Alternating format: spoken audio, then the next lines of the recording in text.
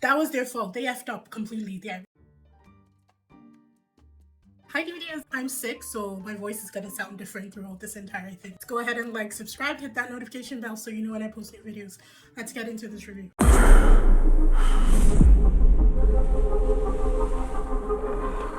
You're awake.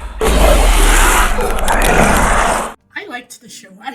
I really did. I was surprised by how much I really liked the show, and it was because it turned out differently than what I thought the trailer was leading me to believe. So I think the trailer was poorly done, and I feel like that's why this series didn't get enough buzz, and why it's like on the fence right now if Netflix is gonna renew it for a second season or not. And that was their fault. They effed up completely there because the trailer really looked like it was going in a different direction than what it actually turned out to be. Alex Sarkov.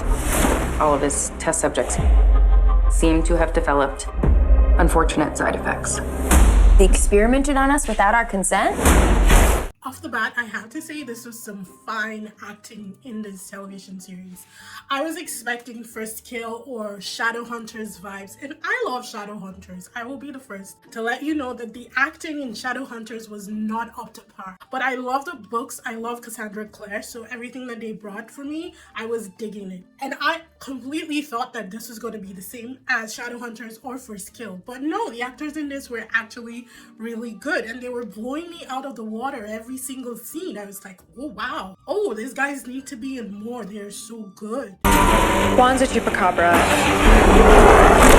Let's start off with Juan Ruiz, who is just the most adorable character on the show.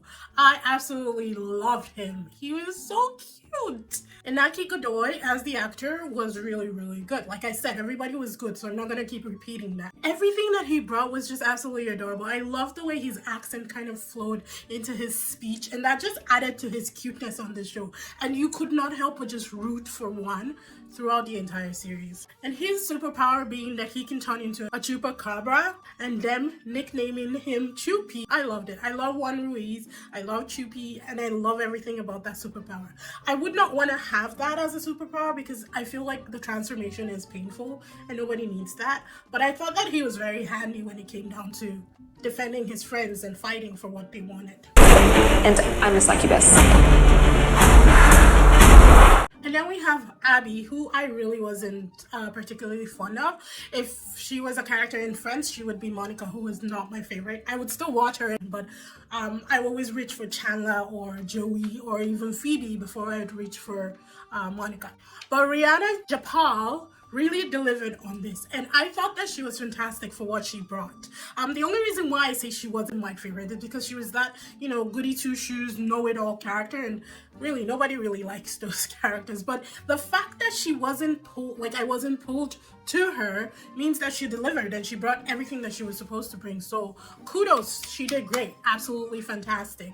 She's dubbed the Succubus because she has hyperactive pheromones which affect people based on her mood. Again, not really a superhero power that I would like, but it is very handy when you need to get somebody to do whatever you need them to do. So it worked for them in this as well. Tilda's a Banshee.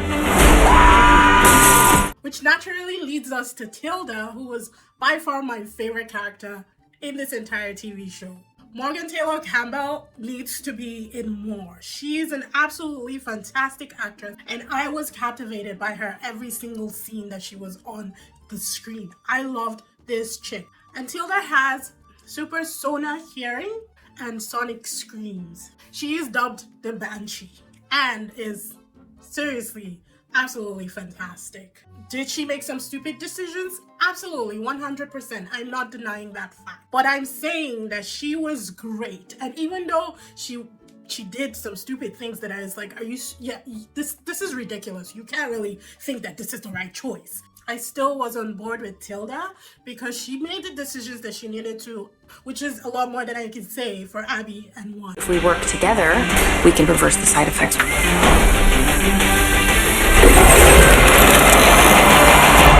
Overall, I thought thought it was okay. To be honest, I thought this was a very good show. The VFX was fantastic. It was a lot better than the VFX in both Shadowhunters and First Kill, and a lot more of the other shows on Netflix, which really impressed me, because I was like, if they could get really great VFX like this, why have they been wasting our time all this while? And it really reminded me of iZombie very much. I don't know if it was the style of shooting, acting, or the storyline. Whatever it is, I was getting a ton of iZombie vibes, and I love that because I was absolutely on board for iZombie.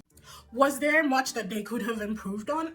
Absolutely, there's always much that could be improved upon. But I thought that overall the concept was good, and the story they told had layers. I was figuring it out as it was going, and as things were developing, I was like, oh, that's where they're going with this. But it was a natural order of figuring things out. And that's what I like. I don't want to be able to tell the story from the first 5 minutes of the series, or have to wait to the end to try and decipher the entire 9 episodes that I just watched. And to top it off, their choice of music was fantastic. The music production was really good. I loved their choice throughout the entire series. They chose some really well-known music for that fact. So I can't imagine that the budget for this was little. I think that it was a very high budget for this series, and unfortunately their marketing let them down, because had it been marketed a little bit different, this should have been big, I think. And now it's 50-50 if Netflix is going to renew it or not, because it didn't get as much watch time. This got beat by, what's the name of that stupid show? This got beat by Resident Evil. And that's saying a lot, because Resident Evil was crap.